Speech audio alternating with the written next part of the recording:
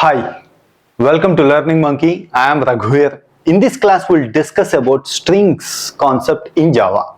In our last class, we clearly discussed about arrays. Please watch those classes and come back here. The link for the playlist is provided in the description below. Coming to today's class, a string is a sequence of characters. Example, if you write it as a is equal to.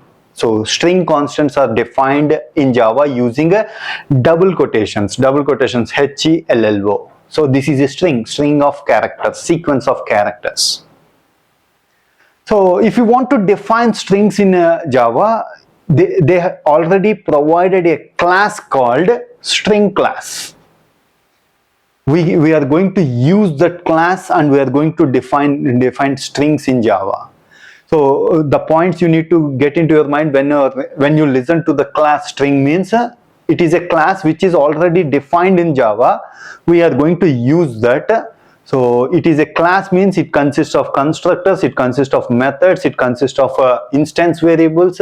So we can use the constructors, we can use the methods, you can use the instance variables, all those things. So now coming to that, how we are going to define strings, you need to understand some important points here. So different ways we are going to define strings and how memory is allocated to that strings. That is very, very important to understand. Now the first way is string S1. This is a string class variable name means it's a reference, it's an object variable equal to, we are creating an object of string, new string of hello.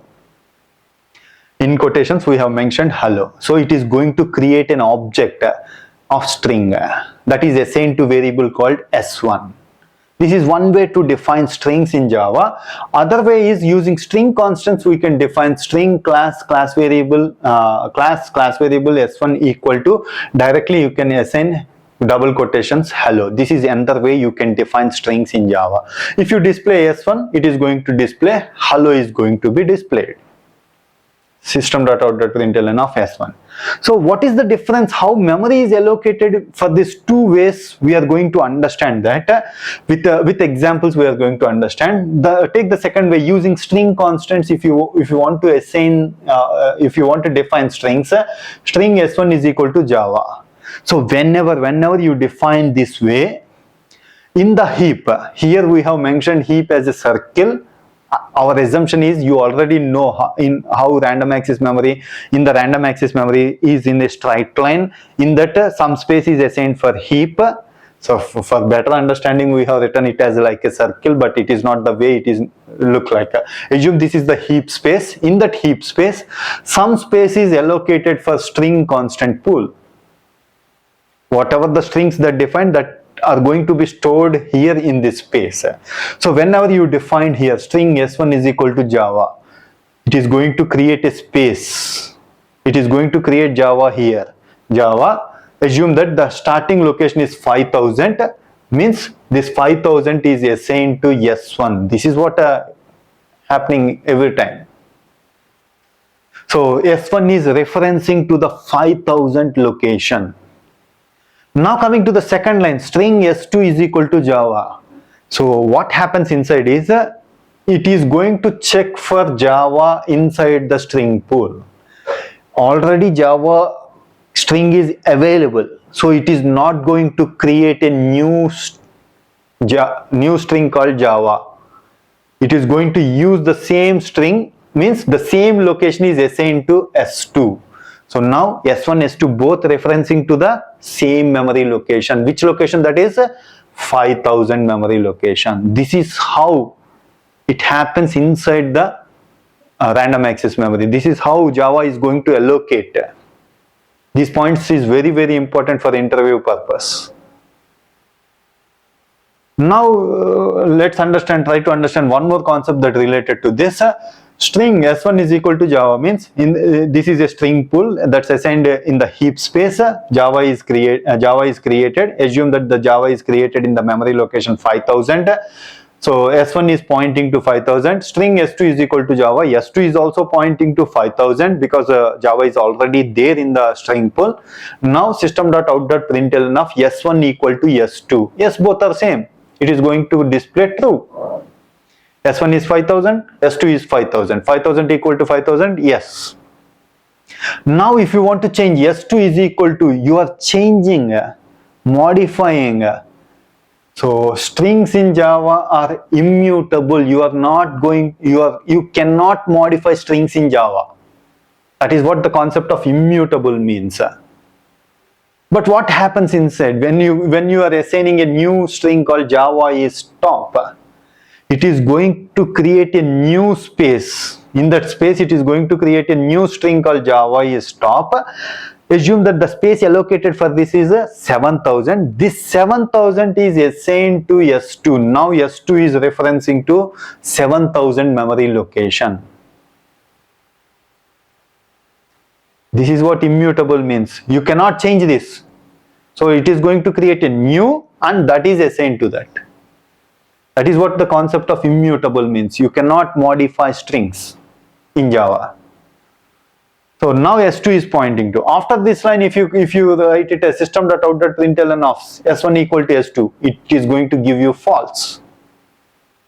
Again, what we have done, S1 is equal to Java is top. It is going to check this string pool. In this string pool, we are having Java is top at 7000 location. It is going to check all the strings. If same string is found, so the same memory location is assigned to S1. Now S1 and S2 both pointing to same memory location, 7000. If you write it as S1 equal to S2, both are same. It is going to display true. This is what happened inside. These are the things you need to understand. Now the second way, if you define strings using an object, string S1 is equal to new string of Java. If you done like this using object, it is not going to give the same space. It is going to allocate a separate space. Forget about string pool. This is the space allocated for objects in heap. In that heap space, Java 5000 for S1. If you use the same word, it is going to create a new space because this is a new object. New object is created and this is located at 6000. This is how. Now S1 is pointing to 5000, S2 is pointing to 6000. If you write it as S1 is equal to S2, false. That is the output you are going to get.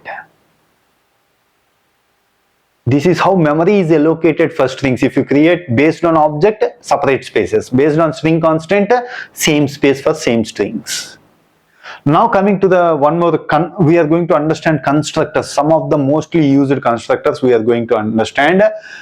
So there are many constructors available for string class. We are discussing only two of them. Char a of is equal to a comma b comma c means we created an array of characters. A is an array of characters. Yes, one of the constructor is going to take input as array of characters. And it is going to create the string. Each character is taken and it is going to create a string. So string s is equal to new string of a. That is what the use of constructor. One constructor is going to take strings like that using constants. See, string hello. This is one constructor. That is what the use of constructor. Different ways you can initialize. The second way you are going to initialize using array of characters. Yes, string s is equal to new string of a. Yes, it is going to create a string ABC. If you display it, you are going to get an output of ABC. And one more constructor is available. This is also going to take the same array of characters as input, comma. Second input is the starting index. Third input is the ending index. So whatever you mention, the in between those strings, in between those indexes, those characters are considered and created as a string. So 0, 1 means 0th index, first index, second index. Here you need to understand one important point. 0, 1, 2. This is the index that available on array A. So 0 is considered, 1 is not considered, means less than 1. So starting index and less than ending index. Whatever the index that present less than ending index, that is considered as a string. Means here 1 less than means 0, 0 up to 0, from starting from 0th position, ending is 0th position. So what is the output you are going to get? A, 0th position, ending is 0th position, A. If you change it as, so if you display S, you are going to display as A. It is only considered only A. Suppose if you write it as a 0, 2, what is the starting index? 0. 1, 2. Ending index is not considered. Less than ending index means 0, 1 is considered. What is the output you are going to get if you display yes? AB. So that important point, most of them will forget that ending index is not considered. If you want to consider 2 also, you have to mention ending index as 3. Then it is considered up to 2. 0, 1, 2. Then ABC will come. Hope you understand the string constructors. In our next class, we are going to discuss about the methods that present in the string class. Hope you understand this class. If you have any questions regarding the concept, please post your questions in the comment section below. Thanks for watching. If you haven't subscribed to our channel, please subscribe to our channel and press bell icon for the latest updates. Thank you.